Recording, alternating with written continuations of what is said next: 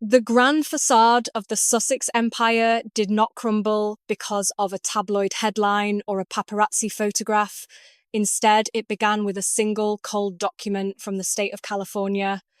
In May 2026, while the world was distracted by rumors of house hunting and social media rebrands, an administrative bombshell was quietly detonated. The Attorney General of California issued a formal delinquency letter to the Archwell Foundation. This was not a minor clerical error, it was a structural collapse of their professional credibility. The letter was clear. The foundation, which boasts of managing $13 million in assets, was officially prohibited from soliciting donations or spending a single cent. The reason? A failure to pay a simple renewal fee and submit required annual reports. Imagine the mathematical morality at play here. We are told this is a world-class organization, yet it was paralyzed because of a missing $200 check. At the exact moment this delinquency letter was being processed in America, Prince Harry was 5,000 miles away, standing before a High Court judge in London. The irony is spectacular and, frankly, quite ruthless. While his own charity was being legally silenced for administrative negligence, Harry was busy demanding that the British public, the plumbers, the teachers, and the nurses of the United Kingdom provide him with taxpayer-funded protection. In a moment of narrated reflection from those court proceedings, Harry stood firm, his voice carrying the weight of entitlement. He told the court that he felt he had no choice but to demand this security, stating that he could not put his family at risk and that his safety was a matter of his birthright. But the legal response was chillingly logical. The representative for the Home Office responded by essentially telling the Duke that he cannot simply opt in to a high-level police service whenever it suits his personal schedule. They argued that the state is not a private security firm for hire, and the law does not bend for those who choose to live as private citizens 5,000 miles away. Before we look closer at how this administrative failure reveals the truth about their California dream, do me a quick favor. If you believe that accountability matters more than celebrity status, hit that like button right now. Subscribe to the Royal Audit and hit the bell so you never miss these deep dives into the documents the Sussexes would rather you ignore. And tell me in the comments, do you think this was just a mistake or is it a sign of total professional arrogance? We read every single thought you share. The contrast here is what defines the Sussex brand in 2026. It is a brand that demands perfection and funding from the public while showing a spectacular level of negligence in its own backyard. How does a $13 million foundation forget to file a basic report? How does a prince demand the highest level of state protection while his own primary business interest is being labelled delinquent by the government? It reveals a pattern of behaviour where the charity mask is used to hide a reality of profound disarray. They want the world to see them as global leaders, but the public records show two people who can't even maintain the legal status of their own non-profit. The delinquency letter wasn't just a piece of paper, it was a mirror reflecting the reality that the Sussexes are running out of time, running out of excuses, and most importantly, running out of credibility. But as bad as the administrative failure was, it was only the beginning of a much darker legal nightmare. Step into the shadows of a legal interrogation room. The air is cold, and the only light shines directly on a single, thick volume titled Spare. This is no longer just a best-selling memoir. It is now a forensic record of a man's self-inflicted downfall. Prince Harry sat in front of the world and sold his most intimate indiscretions for a staggering $135 million. He detailed, with chilling clarity, his use of Category 1 substances, magic mushrooms at a Hollywood party, cocaine, and constant marijuana use. But as the money hit his bank account, the legal trap began to snap shut. The question now haunting the halls of the United States government is simple yet devastating. Did the Duke of Sussex lie on his visa application? This is the core of the federal lawsuit between the Heritage Foundation and the Department of Homeland Security. In the eyes of the law, there is no royal exception.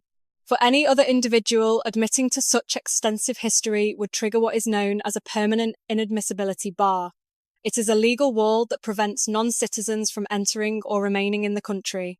Yet, Harry lives in California. He travels freely. How Was there a material misrepresentation on his official forms? If he checked the no box regarding drug use, he committed perjury.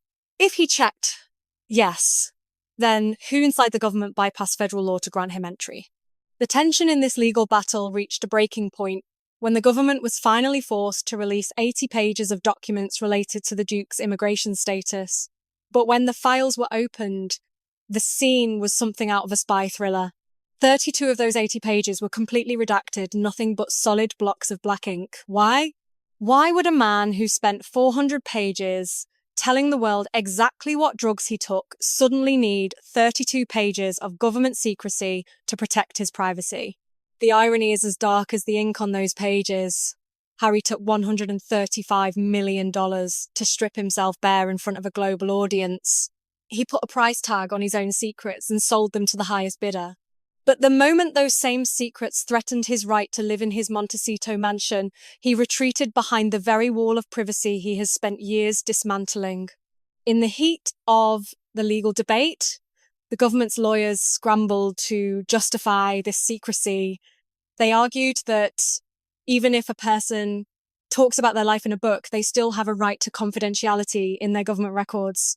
But the opposing counsel's voice cut through the room like a blade. A man cannot sell his soul on Monday and claim it is private property on Tuesday. Is Prince Harry above the law? Did the Department of Homeland Security turn a blind eye to controlled substance violations simply because of a title he claims to despise?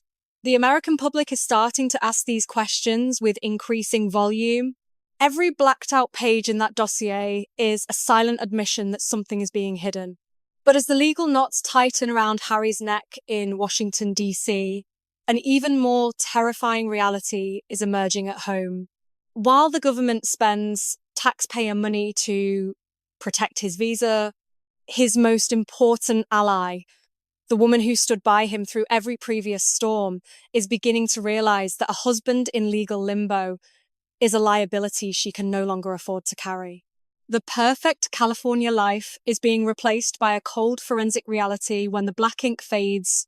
What is left of the man, and more importantly, who will be left standing next to him when the truth finally comes to light? The narrative of the exiled Duke and Duchess has always leaned heavily on the cinematic. But if there is one trope they've mastered above all others, it is the security paradox. It is a masterclass in what we might call manufactured grievance, the art of inventing a crisis, dressing it in royal robes, and then acting shocked when the world refuses to applaud the performance. Prince Harry's central thesis, delivered with the practiced solemnity of a Shakespearean tragedy before the High Court, was simple: the United Kingdom is too dangerous for my family. A harrowing sentiment, truly.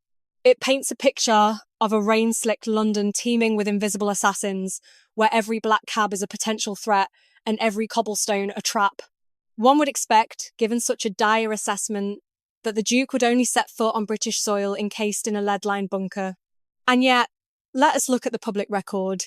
In 2022, amidst the profound solemnity of the late Queen's funeral, there was Harry, not hiding, not shielded by a private mercenary army, but walking the streets of London.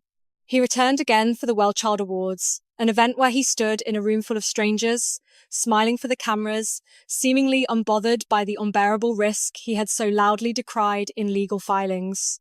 The math, it seems, does not quite add up.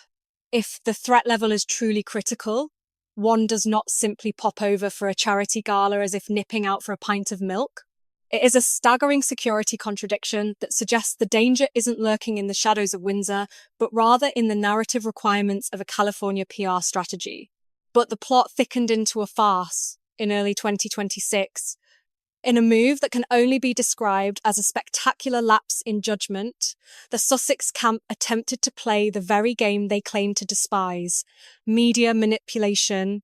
Information was leaked to the Mail on Sunday, the very publication Harry has spent years litigating against, suggesting that his quest for state-funded armed protection was nailed on. The narrative was set, the government had blinked, the Duke had won, and the taxpayer would soon be picking up the tab for his peace of mind.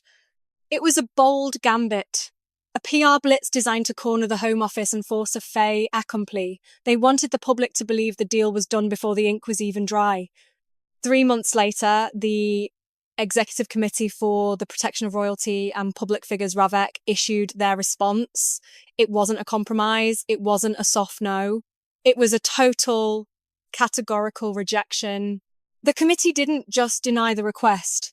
They dismantled the illusion.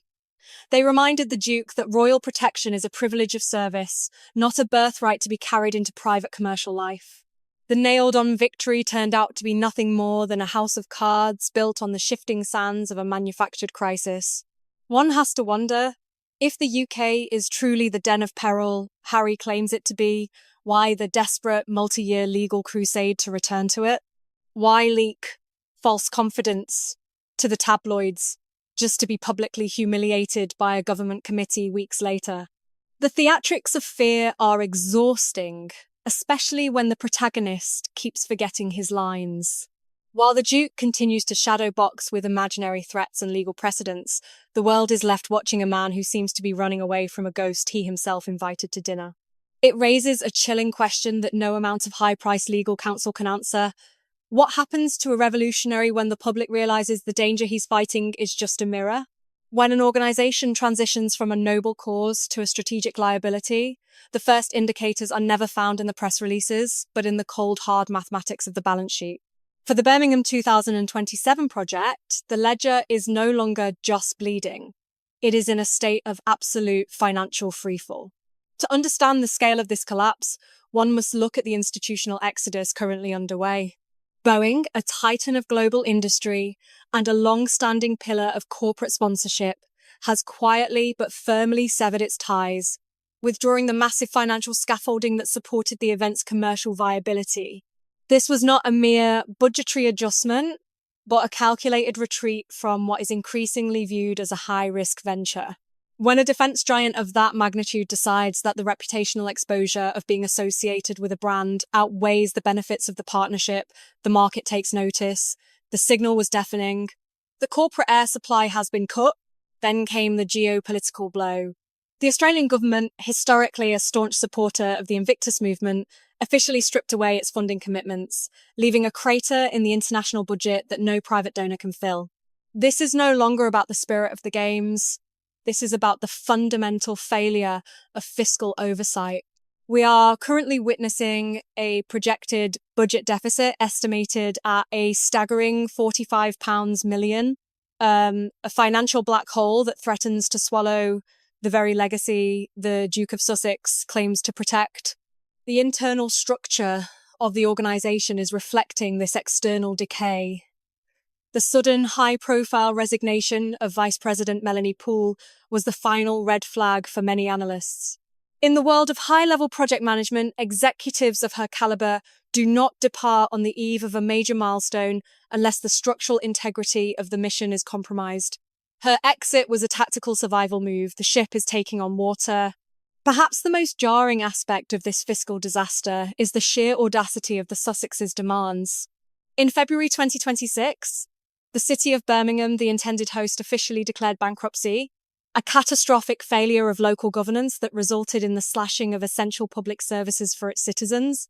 Yet, against this backdrop of urban poverty and financial ruin, there remains a persistent, tone-deaf pressure for the UK government to inject £26 million of public taxpayer funds into this luxury entertainment event.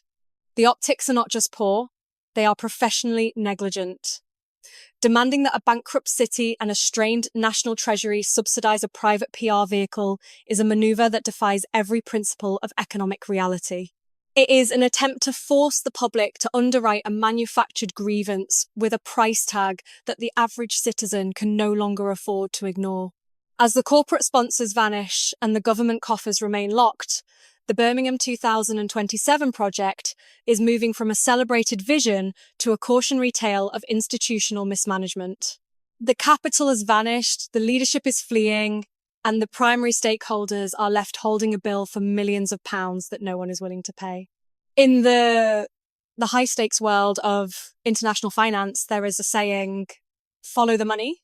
But in the case of the Sussex's current trajectory, the money hasn't just stopped flowing, it has actively turned and run the other way.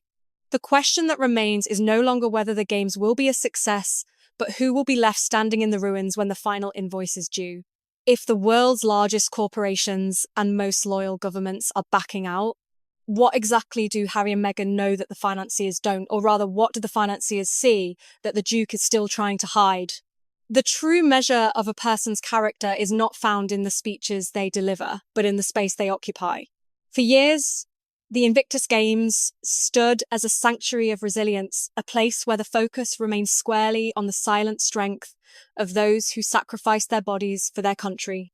But by March 2026, with the release of Tom Bower's explosive book Betrayal, the veil was finally torn away.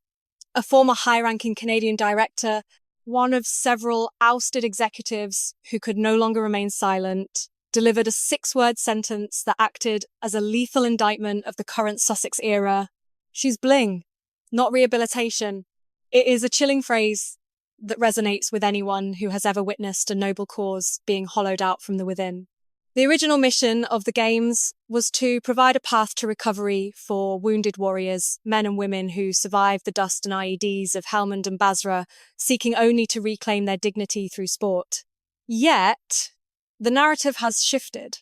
The grit of the arena has been replaced by the shine of the step and repeat. The recovery of the veteran has become the backdrop for a global content franchise. One cannot help but wince at the staggering lack of self-awareness required to walk a red carpet in a designer gown worth more than a soldier's annual pension, while standing next to men who have lost limbs in service of a crown you've spent years disparaging. The contrast is not merely aesthetic, it is a moral chasm. On one side, we have the raw, visceral pain of the veteran. On the other, we have a meticulously curated display of compassion that feels increasingly like a product launch. The financial details emerging from these accounts are particularly galling to those who understand the delicate nature of charitable trust. Allegations have surfaced of charity funds, money meant for the long-term support of injured service members being diverted to subsidize a lifestyle of extreme insulation.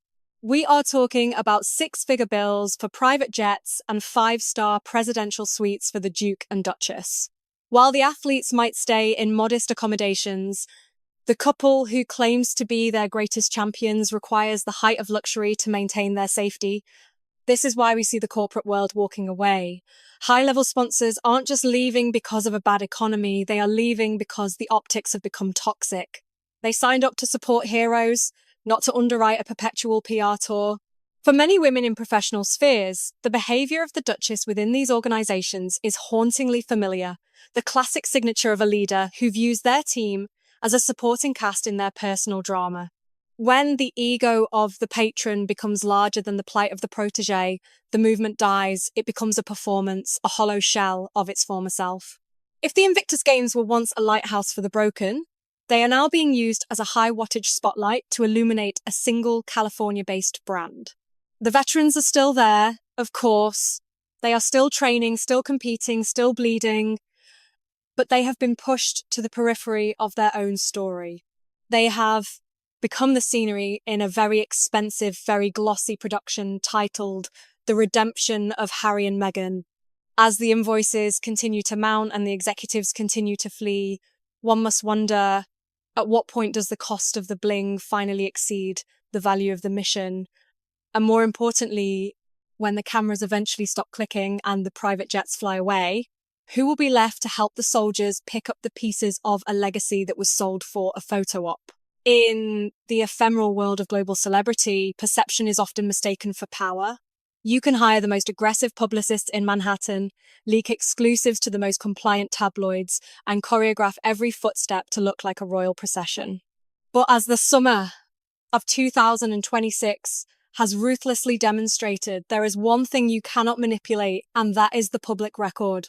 While the Duke and Duchess of Sussex have spent years attempting to edit their own history through docuseries and tell-all memoirs, the official files, those cold clinical archives held by the Home Office in London, the judicial courts in California, and the administrative departments in Washington, D.C. have been quietly recording a very different story.